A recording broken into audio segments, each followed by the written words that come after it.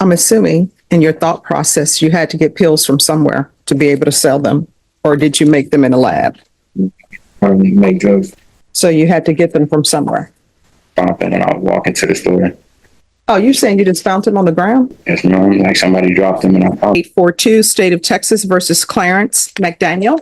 Can I have parties announced for the record for the state? Daniel as for Texas. Defense. Marissa Giovanco for Mr. McDaniel. And are you Clarence McDaniel? Yes. All right, folks, we're diving right into an intense case here. Clarence McDaniel, a 23-year-old man from San Antonio, has found himself at the center of a drug dealing charge. But here's the twist. He claims he didn't make the drugs he was caught selling. In fact, he says he simply found these pills on the ground. Imagine that, a random discovery leading to a major bust. The court is already off to an unpredictable start. You might be thinking, who just finds pills on the ground and sells them? Well, stay tuned, because this case is just getting started. Current with County Court 14, cause number 726688. They're taking in consideration the following County Court 14, cause number 726689, 726690. There's to be restitution payable under County Court cause number 726689 and 7. Now let's talk about family dynamics. Clarence's mother, Katina McDaniel, is taking the stand. She paints a picture of a young man who lost his father at the age of 12. The absence of a father figure, coupled with the challenges of growing up without that stability, seems to have had a profound impact on him. But here's the catch. Despite these hardships, she insists he's a good person at his core. The question is, does the law care about the circumstances of his upbringing, or is it simply about the crime he committed? Yes, ma'am. Do you solemnly swear or affirm the testimony you give will be the truth and nothing but the truth, so help you God? I do, yes, ma'am. All right, you can lower your hand if you'll state your name for the record. Katina McDaniel. All right. Can you spell your name for the court reporter? Yes, it's a C like Charles, A-T-I-N-A. Thank you, Katina. May I call you Katina? Yes, ma'am. Thank you. And how do you know Clarence McDaniel? Who is my oldest son. Okay. And can you tell the judge how many children you have? I have 7. Okay. And he's number 2. Number 3. Okay. Yes. But you did say he's your oldest son. The oldest son. Okay. Yes, So it would be fair to say you have daughters that are older than him. yes, 2 daughters that are older than him. Okay. And all of your children, you said 6, are they all living here in San Antonio? Yes, they are. Okay. At the time that Clarence picked up this offense, was he living with you? No, he was not. Yeah, he had his own apartment. Okay. Who was he living with, to your knowledge? He was living with his girlfriend. Okay. And tell the judge about Clarence's childhood upbringing. Clarence had a pretty normal upbringing all the way up until he was 12. That's when he lost his father. For maybe 1 to 2 years after that, we had a little trouble, but I think it was him acting out because of his father's demise. I don't think he ever really fully came to terms with that. Okay. After his father passed away, did he have any male role models in his life? Not really, and that's the thing, because a lot of people offered to step up, and nobody really did after his dad died. And what other family do you have living here in San Antonio? My mom lives here, my dad lives here, and I have 2 sisters that live here. Okay. And do you have family other places in Texas? I don't, but he has family that's in Houston. Okay. Clarence has family Yes, in Houston? yes, he is. Okay. Who are they? His other grandmother lives there, and then he's got 2 uncles and 4 aunts that live out there. Okay. Mm-hmm. And how old is Clarence? Clarence will be 24 this year in December. Okay. Has he had any adult convictions that you know of? No. Tell the judge what kind of a person Clarence is. Clarence, he's a lot like his dad. He's real shy. Doesn't talk a lot. Kind of keeps to himself, but I would say he has some of my personality too. He can be smart. I mean, A lot of the emotional weight here is focused on the impact of Clarence's upbringing. His mother says he's smart, but could he have used his intelligence in a better way? Let's face it, we've all heard about people who make bad decisions despite having potential. Clarence's story, like so many others, highlights the thin line between a troubled past and a future that could go in many directions. But here's the real kicker, his relationship with his girlfriend, who had a child she was raising. Was this relationship a contributing factor to his criminal activity, or is this just a young man who made a series of terrible decisions? because he was the only one in the house that was really doing anything. She wasn't working or anything. And then they had took on the extra responsibility of trying to raise her mom's kid. Okay. Yeah. How old was What do you her? mean? I'm sorry, trying to raise her mother's children? What do you mean? Yeah, the daughter took the mother, the girlfriend's mother had a baby, and his girlfriend took responsibility of the baby. Oh, so it's not his child and it's not the girlfriend's child? Right. Okay. It would be fair to say it was the girlfriend's sister. Right. Yeah. She was raising her sister pretty Okay. much. Yeah. And how old was this child? Do you know? She was young. She maybe was like, when they took possession of her, she was like 2 months, I think. Because I Brandon. think CPS had stepped in and the girlfriend offered to take responsibility for the child. So the girlfriend took placement from CPS Right. of an infant. Right. Okay. hmm And do you feel that was a lot of pressure I feel like it was. on Clarence? Let me finish my question. Yes. I'm sorry. That's okay. Okay. And you understand we're asking the judge to give Clarence a chance at probation. Yes. If Clarence were to get out of jail, where would he live? He could reside with me, my mother, his grandfather. He's got a choice of places he could go. The courtroom drama intensifies as Clarence's mother is asked if she's willing to support him through probation. She's resolute she'll be there for him. But here's the question, can a strong support system really help a person turn their life around? How often do we hear that someone has support yet still ends up back in trouble? It's a powerful argument, but will it be enough to convince the judge that Clarence deserves probation over a harsher sentence? In custody. Oh yeah, I talk to him all the time. Okay. And do you feel that he has accepted responsibility for what he did? Yes. Do you feel that he is willing and motivated to do treatment or anything the judge asks of him on probation? I really believe he will. Are you able to be there and support him if need be through probation? Oh yeah, most And- definitely. And anybody else in the family? Does he have any other Yeah, he's, people who will yeah, he's support got him? support of both my sisters. He's got my brother-in-laws, his grandfather especially will definitely, yeah, Okay, so he has a big support a system. big support system. Yes. Is there anything else that you want to tell the judge?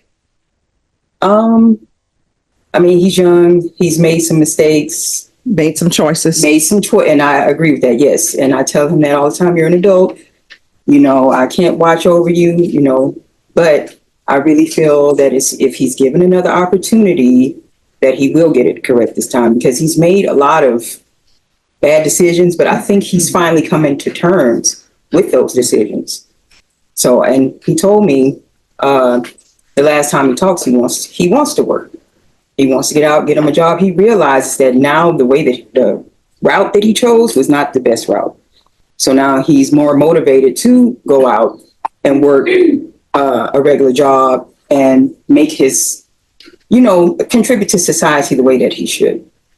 I haven't had any contact with the ex-girlfriend, but I'm urging him or This moment is crucial. Clarence's mother acknowledges his past mistakes, but there's a sense of hope in her voice. She believes Clarence is finally coming to terms with the poor choices he's made and that he genuinely wants to change. Is he really ready to leave his criminal past behind, or is he just saying the right things to avoid jail time? We've seen it before, convicts promising change, but when it's time to act, they fall short. Can he rise to the occasion, or is this just another attempt at redemption that won't stick? Understand who he is and why is he here before me selling drugs.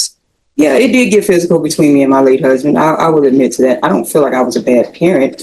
I did go to jail for a year. I came back out, got my nursing license and went to work. So it wasn't like I was just, continuing this cycle. That was 8 years ago. So I'm like, why is he selling drugs? That's what I'm trying to get to. And I'm trying to understand there is nothing then in his background that suggests that he should be selling drugs. I agree. And when people sell drugs, they ruin other people's lives. So Why is he selling drugs? And it's not his girlfriend's fault that he's selling drugs. He's not 10 and Right. she's giving him instructions. He decided to do this on his own. So the question is, why? Even though why is not an element of the offense, why? Because otherwise he should probably go to prison because he's just being a predator on people who have addictions.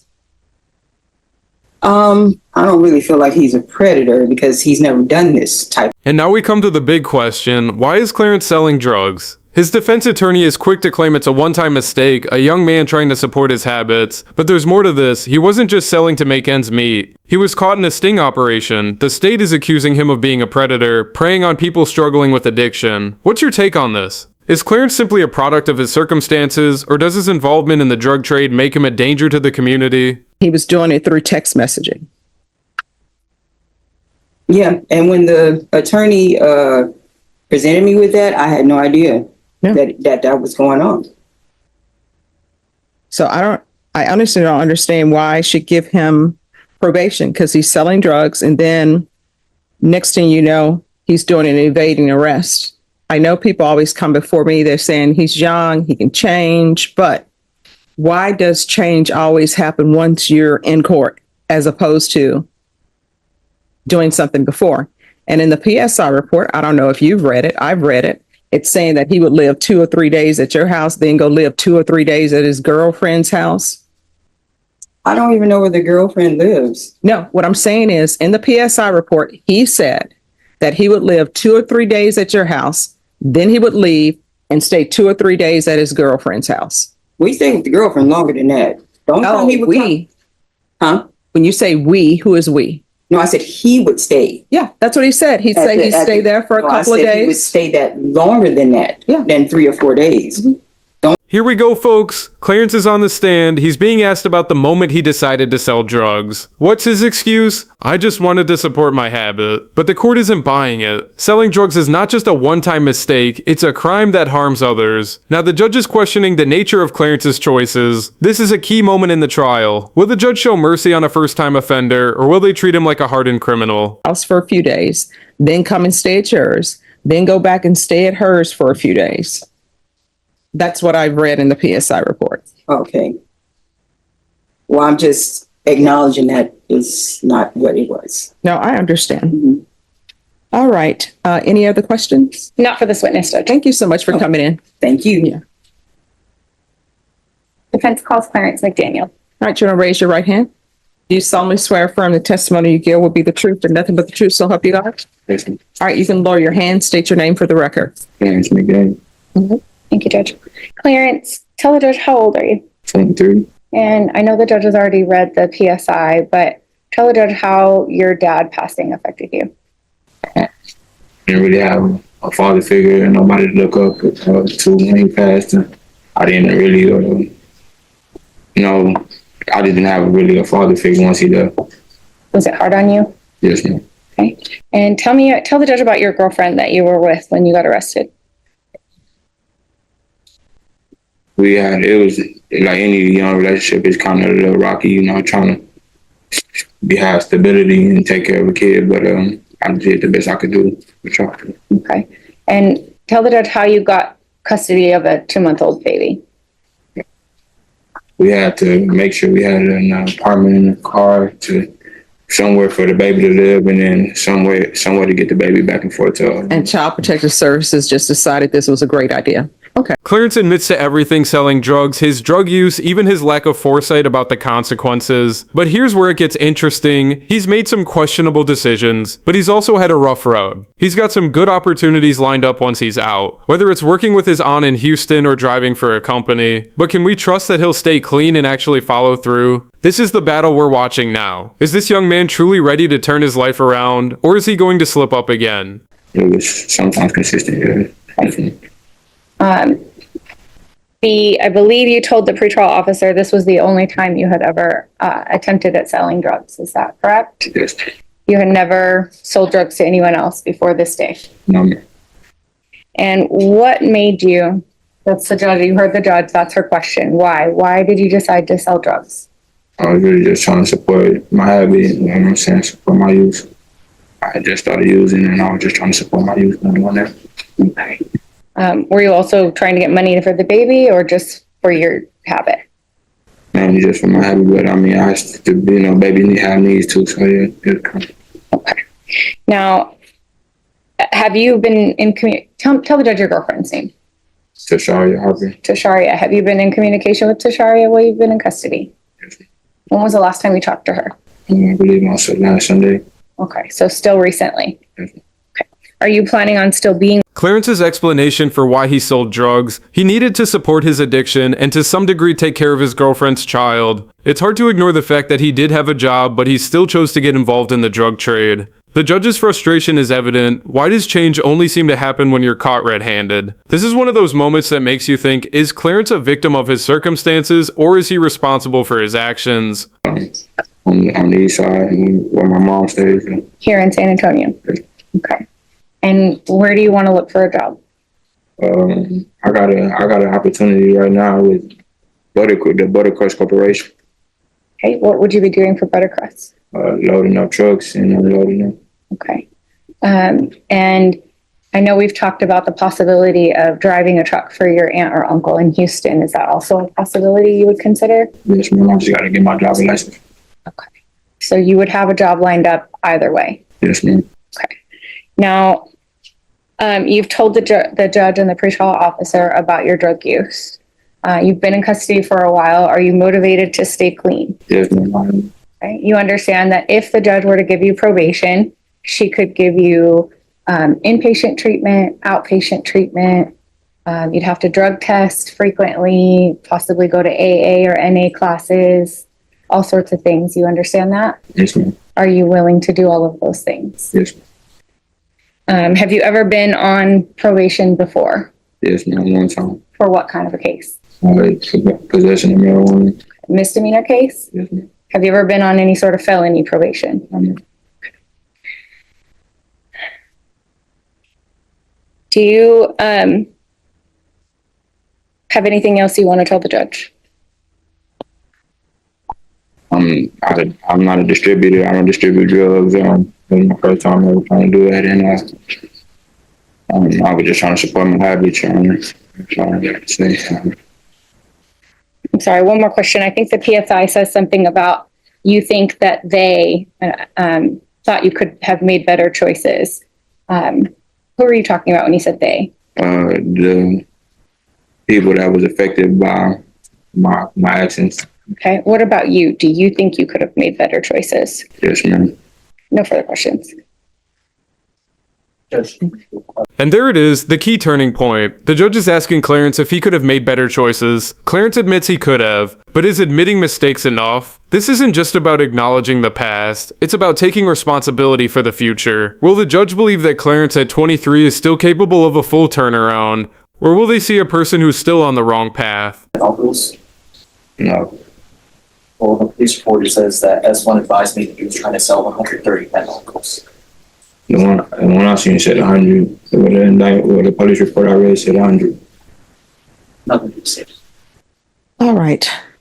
So I'm assuming in your thought process, you had to get pills from somewhere to be able to sell them, or did you make them in a lab? I make drugs. So you had to get them from somewhere. Found them when I was walking to the store. Oh, you're saying you just found them on the ground? Yes, ma'am. Like somebody dropped them and I found them. Oh, then how did you know they were fentanyl? Searched up what was on them on my phone, and they didn't come back for fentanyl pills. All right. So you're saying somebody just dropped fentanyl pills on the ground. That's your story. Yes, Okay. All right. Anything else? Just argument, Judge. All right. Court will hear argument. Judge, Mr. McDaniel is 23 years old. He has very limited. Clarence's defense attorney is trying to make a compelling case. This wasn't a career criminal, just a young man who made a single bad decision. The key question is whether the court will treat him as a first-time offender or as someone who poses a long-term risk to society. The tension is high. Should the judge give Clarence a second chance, or is this the beginning of a much darker path? Person who, has been selling for years and years. This is a new user, a new dealer. Unfortunately, the first time he's selling, he sells to an undercover cop, and he deserves a chance to show that he can change. He deserves a chance at rehabilitation. He deserves a chance to turn his life around. And that's all we're asking for. All right. The court is going to find you guilty. Court will sentence you to 5 years in the prison. Give you credit for any time served. This will run concurrent with County Court 14, cause number 726688. Take in consideration County Court cause number 726689, 726690, 2024 CR 4841. And the complainant is saying that she wants her deductible for the vehicle that he hit. And the verdict is in. Clarence is found guilty, but he's given a prison sentence of 5 years, which will run concurrently with other cases. This is the harsh reality of the justice system. Sometimes, no matter how much potential someone shows, the law has to make an example of them. Clarence's family, who were rooting for probation, are left in shock. It's a reminder, good intentions don't always win in court. And cause number 726689. With regards to Escalante Javier, the court does not have any restitution in the PSI report, so the court is not ordering restitution in that. Court will note that this PSI has been pending since July, so person would have had time to give a proposed restitution amount. All right. There you have it. The courtroom drama is over, and Clarence McDaniel's fate is sealed. 5 years in prison, but there's still hope for change. What do you think? Should he have gotten a second chance, or is this exactly what he deserved? Drop your thoughts in the comments below. And if you enjoyed this breakdown, make sure to hit that like button, share your opinions, and subscribe for more courtroom cases you won't want to miss. Because this is a felony conviction, you're not allowed to own or possess any weapons or ammunition. If you have a question of what a weapon or ammunition is, you'll need to speak